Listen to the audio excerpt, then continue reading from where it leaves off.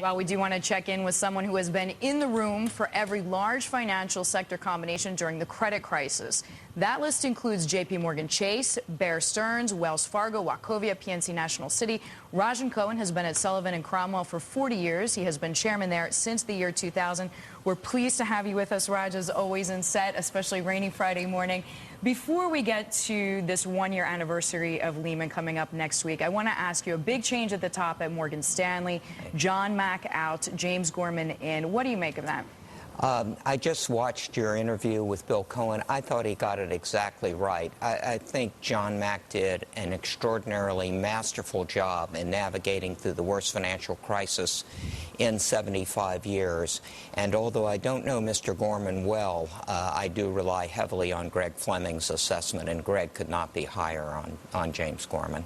So let's get to this one-year anniversary coming up next week officially of the Lehman failure. I never asked you really for your personal account, and you've had tons of high-pressure, intense moments in your career. Was this one of the top 5?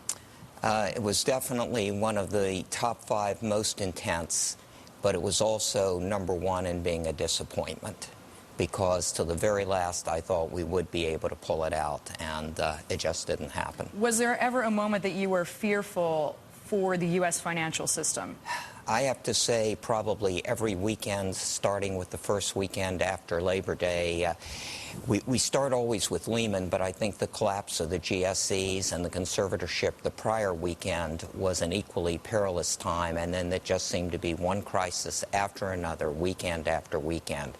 And had it not been for some very decisive and resolute actions by key government officials, we could have gone over the edge of the abyss. Raj, we only have about 40 seconds to the first break. You've been good enough to stay with us, so we'll pick up the conversation. But where do we stand now? In a word, is confidence coming back?